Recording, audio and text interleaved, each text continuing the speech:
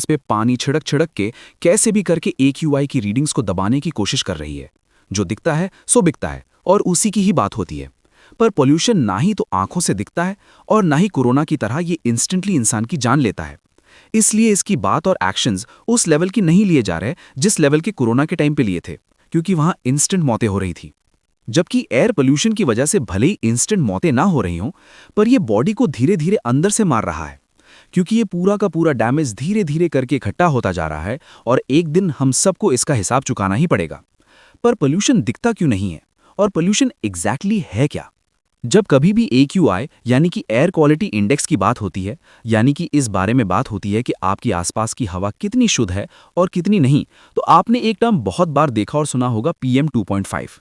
But what exactly is PM 2.5? इस term में PM का मतलब है पर्टिकुलर मैटर और 2.5 उस पार्टिकल की साइज को डिनोट करता है। PM यानी कि पर्टिकुलर मैटर का मतलब सिंपली ऐसे समझो, हम कहीं भी मौजूद हों, अपने घर में या ऑफिस या क्लासरूम में या सड़क पे या दुकान पे, कहीं भी हमारे आसपास हमेशा ही हद से ज़्यादा छोटे छोटे पार्टिकल्स मौजूद होते हैं जो हवा में तैरते रहते हैं पर हमें दिखाई नहीं देते। ये पार्टिकल्स सॉलिड या लिक्विड कुछ भी हो सकते हैं पर माइक्रोस्कोपिक होते हैं। इन्हीं पार्टिकल्स को पर्टिकुलेट मैटर कहा जाता है।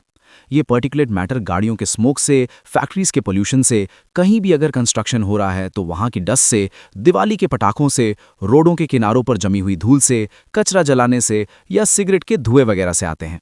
और PM 2.5 में 2.5 का मतलब यह है कि इन पार्टिकल्स का साइज 2.5 माइक्रोमीटर्स या उससे छोटा होता है।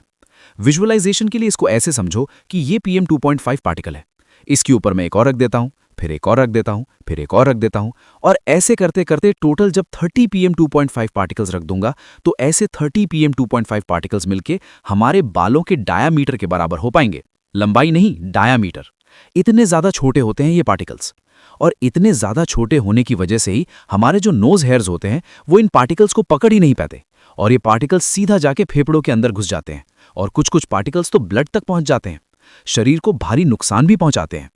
इसलिए ही AQI की बात करते वक्त PM 2.5 को दुनिया भर में सबसे डेंजरस पोल्यूशन माना जाता है, क्योंकि जितना छोटा पार्टिकल होगा उतनी ही आसानी से फेफड़ों तक पहुंच के उनको सड़ा गला के काला कर देगा। लेकिन एयर पोल्यूशन से शरीर आखिर सड़ता कैसे है और लोग ऐसा क्यों बोलते हैं कि मेनली दिल्ली में रहने वाले लोगों की या फिर हर वो इंसान जो रेगुलरली डेंजरस एयर पोल्यूशन में रह रहा है उसकी लाइफ एक्सपेक्टेंसी 8 से 12 साल कम हो जाती है? इंसान के शरीर में एग्जैक्टली ऐसा क्या होता है कि जो इंसान 80 साल जीने वाला था वो अगर लगातार डेंजरस एयर पोल्यूशन लेवल्स में रहे तो सिर्फ 70 साल ही जिएगा?